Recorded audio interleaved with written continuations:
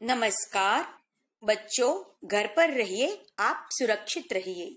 मैं Parni Riya Sandhya LP Savani riverside English medium school Dabholi branch से हिंदी की शिक्षिका आप सबका फिर से एक बार स्वागत करती हूँ। Standard 6 subject Hindi. आज हम कहानी लेखन करेंगे। आज हम कहानी लेखन में बातूनी कछुआ कहानी को चित्र के आधार पर समझेंगे और लिखेंगे। बच्चों, आपके पाठ्य पुस्तक में पेज नंबर 3 उस पे देखिए, यहाँ पे चित्र वार्ता है, यानी कि 2 प्रसिद्ध कहानियां हैं। हमें उनका नाम भी लिखना है और यह कहानियां भी लिखनी है। लेकिन आज हम यह पहली कहानी, आप चित्र में देख सकते हैं कि 3 चित्र दिए गए हैं, पहला, दूसरा और तीसरा। तो हमें चित्र के आधार पर कहानियां बनानी है। यह 2 बनानी है। आज हम पहली कहानी लेंगे, हम उसका नाम देते हैं बातूनी कछुआ। आप सबको पता है कि बहुत बोलना बहुत बुरी आदत है और इसी बुरी आदत के कारण कभी कभी हम बड़ी समस्या में पड़ जाते हैं। हम पर बड़ा संकट आ सकता है, यहाँ तक कि हमारी जान भी जा सकती है। तो यह कहानी से हमें यही सीख मिलती है कि हमें बहुत ज़्यादा बातें नहीं करनी चाहिए, हमें संयम रखना चाहिए और जब भी हमें बोलना है तब सोच विचार कर बोलना चाहिए। तो चलिए बच्चों, अब हम कहानी की ओर जाते हैं और देखते हैं। देखो बच्चों, पहला चित्र है। को पहले चित्र में क्या है देखिए। तो पहले चित्र में यह कछुआ है, आप कछुए को देख सकते हैं, है ना। और यहाँ पे 2 हंस है और जो हंस है वह कहाँ पे है? पानी में है। तो यहाँ पे जो चित्र है वह कहाँ का है? तालाब के किनारे का है। तो चलिए हम शुरुआत करते हैं कि एक तालाब था, उसमें एक कछुआ रहता था। वह बहुत बातूनी था। हमें उसका परिचय तो पहले देना है कि यह जो कछुआ है वह बहुत बातें करता है। उसको बातें करनी बहुत ही अच्छी लगती है, इसलिए वह बहुत बोल रहा है। तो कछुआ बहुत बातूनी था।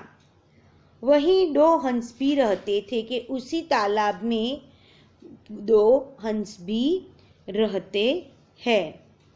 फिर क्या होता है, वह बहुत जो हंस थे वह उस कछुए के मित्र बन गए। अब बातों ही बातों में ये 2 हंस इस कछुए के मित्र बन जाते हैं। फिर क्या होता है, एक साल वहाँ बरसात बहुत कम हुई। कि एक साल ऐसा होता है कि बहुत कम बारिश होती है, उसके कारण जो तालाब है उसका पानी तो बहुत कम होता है, तो तालाब का पानी सूख जाता है। अब तालाब का पानी जैसे सूखने लगा, हंसों ने कछुए के साथ दूसरे तालाब पर जाने का निश्चय किया कि अब ये जो 2 हंस हैं, उन्होंने क्या विचार किया कि हम कहीं दूसरे तालाब पे चले जाएंगे जहाँ पे बहुत पानी हो। अब कछुए को साथ में ले जाने के लिए उन्होंने एक तरकीब निकाली कि एक लकड़ी ले आए और उसका एक एक सिरा, यानी कि दोनों ओर वह अपनी अपनी चोंच से पकड़ लेंगे और बीच में कछुए को, लकड़ी को पकड़ना है। देखिए इस तरह ये दोनों हंसों ने यह लकड़ी का सिरा अपनी चोंच में पकड़ लिया है। अब उस तरह से उन्होंने निश्चय किया और लकड़ी के दोनों सिरे अपनी चोंच में पकड़ लिए और कछुए को कहा कि तुम बीच में से पकड़ लो। हंसों ने क्या कहा कछुए से कि भाई तुम रास्ते में बोलना मत, लेकिन उसको तो बोलने की बहुत आदत है, इसलिए उसको पहले से ही वह सूचना दे देते हैं कि तुम बीच में बोलना नहीं, वरना क्या होगा, तुम्हारा मुंह खुलेगा और तुम्हारे मुंह से लकड़ी छूट जाएगी और तुम नीचे गिर पड़ोगे। तो यह बात से कछुआ सहमत होता है और वह उन दोनों की बातों को मान लेता है कि वह नहीं बोलेगा। फिर क्या होता है, दोनों हंस कछुए को लेकर उड़ने लगे। देखो, ये दोनों हंस है वह आकाश में है, उस कछुए को लेकर उड़ते हैं। रास्ते में एक गांव आता है। देखिए, यह गांव दिख रहा है हमें, यह गांव के घर भी है। तो रास्ते में गांव आता है। गांव के लोग इस प्रकार कछुए को लेकर उड़ते हुए हंसों को देखने के लिए जमा हो गए।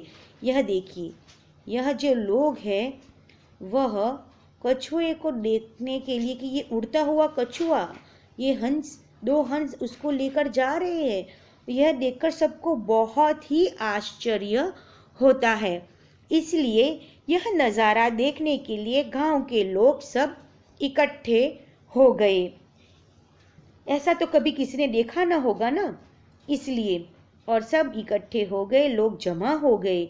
लोगों को देखकर कछुए से चुप न रहा गया। अब ऊपर से यह कछुआ देख रहा है नीचे कि लोग उसका देखकर आश्चर्य में पड़ गए हैं, और यह देखकर वह कछुआ रह न सका, चुप न रह सका, और वह कुछ बोलने के लिए उसने अभी मुंह खोला ही, उसने बोलने के लिए अपना मुंह खोला, और फटाक से क्या हुआ, यह हम तीसरे चित्र में देख सकते हैं कि जैसा वह बोलने के लिए मुंह खोलता है, क्या होता है, जैसा कि वह अब बोलने के लिए अपना मुंह खोलता है, लकड़ी उसके मुंह से छूट जाती है और वह धड़ाम से निकल नीचे की ओर गिरता है।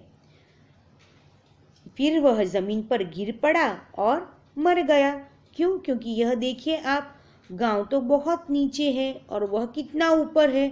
अब इतने ऊपर से नीचे गिरेगा तो वह कैसे बच सकता है, वो तो मर ही जाएगा, इसलिए वह मर जाता है। अब आपको इन तीन चित्र में से समझ में आ ही गया होगा कि यह कहानी में क्या है। मैंने भी आपको समझाया है। बच्चों, आपको कहानी अपने तरीके से लिखनी है, अपने विचार लिखने हैं। आप चाहे तो 15 या 20 वाक्यों में भी यह कहानी को पूर्ण कर सकते हैं। तो बच्चों, मैं आशा करती हूँ कि आपको कहानी लेखन अब समझ में आ ही गया है। आपको यह कहानी अपनी नोटबुक में लिख लेनी है। हम अगले सप्ताह यह दूसरी कहानी समझेंगे। तो बच्चों, आज हम यहीं पे स्टॉप होते हैं। अब हम अगले सप्ताह फिर मिलेंगे। तब तक के लिए जय हिंद, अपना ख्याल रखिए।